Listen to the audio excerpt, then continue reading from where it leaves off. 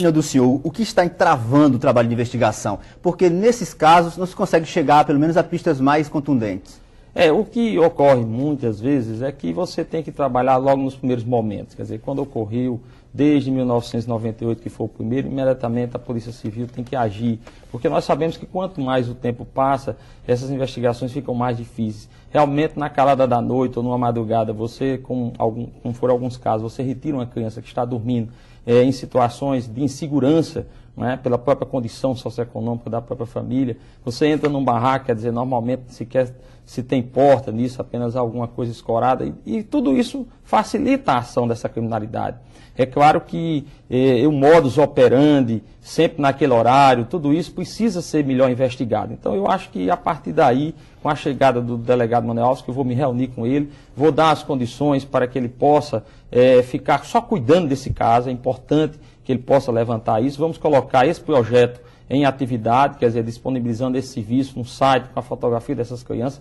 Vamos apelar para a sociedade, para aquele que ainda, você que está no Planalto, que tem alguma coisa que ainda não disse à polícia, ligue para o 0800 84 29 99 e esse sigilo dessa fonte será assegurado, a ligação é gratuita, para que a gente possa, Geide, conseguir alguns detalhes. Se há um rapto nesse momento, na noite, e alguma pessoa de repente encontrou sendo retirada alguma placa de algum veículo, tudo isso é importante para que a polícia possa continuar e chegar a identificar e trazer de volta essas crianças. Secretário, vamos recapitular aqui as crianças desaparecidas. Foi Manuel Alves da Silva, de 2 anos, em 98, Josiane Pereira da Silva, que na época tinha 8 anos, né, isso em 99, Yuri Tomé Ribeiro, de 2 anos, em 2000, já em 2000, Gilson Enedino da Silva, um bebê, também no ano de 2000, e Marília da Silva Gomes, no ano passado, aliás, em 2001.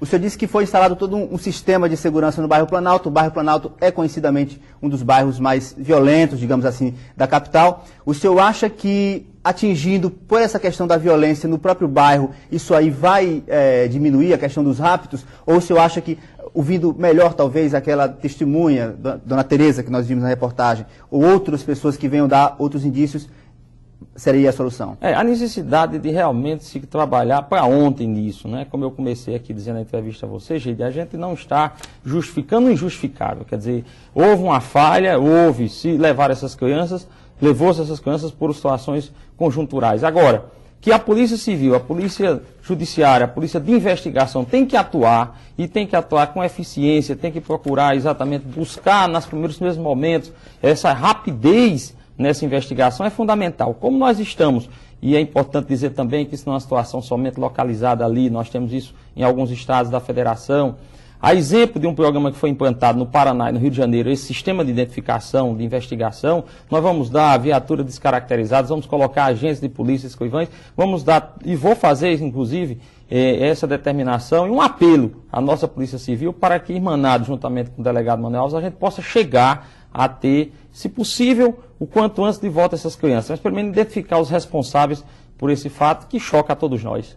Pode-se dizer que o objetivo desse desaparecimento seria tráfico de órgãos? O que o senhor acha? Olha, as hipóteses são muitas. Quer dizer, você tem, de certa forma, algumas pessoas podem ter levadas para fazer adoção em outros estados da federação. Essa hipótese seria uma hipótese mais remota, por conta da compatibilidade genética, quer dizer, você de repente não escolhe a esmo para fazer esse transplante, que é complicado quando você vai fazer a própria adaptação do órgão a um outro. Mas tudo isso pode levar, inclusive, como disse a testemunha, quer dizer, hipótese de pessoas até querendo ter levado essas crianças para fora do país, já que, de certa forma, as nossas fronteiras muitas vezes são desguarnecidas. Todas essas hipóteses não podem ser descartadas, a polícia não pode descartar nenhuma hipótese, tem que trabalhar diuturnamente, e eu lamento que ainda estes casos ainda estejam sem solução. É interessante que o Moisés Alves da Silva, o primeiro desaparecido, houve uma suspeita de que ele teria reaparecido no Rio Grande do Sul, né, mas a suspeita foi anulada. Foi descartado, né? É importante dizer, gente, que somente uma rede de proteção com a disponibilização num site específico, contando com a colaboração das pessoas, uma espécie de uma linha direta aí para que a gente possa até, quem sabe, conseguir sensibilizar as pessoas, porque não se retira uma criança, de certa forma, de uma hora para outra, mesmo que seja naquelas condições, ainda que de noite, e é possível que alguém tenha visto alguma coisa, algum movimento diferente. A gente sabe que muitas vezes a pessoa tem receio de divulgar, mas por isso que esse telefone, o 0800 84 29 99, é uma linha direta para que o cidadão, aquele que tem alguma notícia sobre essas crianças, ouviu alguma atitude suspeita lá nesse período, que até agora calou, talvez diante de um temor, de uma própria vindita, possa disponibilizar, possa procurar o delegado Manuel Alves e dar as informações à própria família. Nós vamos retomar essas buscas e, se Deus quiser, vamos chegar a esses culpados. Secretário, retomando a questão da violência no bairro Planalto, que é uma violência que se estende também pelos bairros vizinhos, Pitbull, Cidade Satélite, Felipe Camarão, quer dizer, é uma violência que acaba atingindo toda uma área metropolitana de Natal.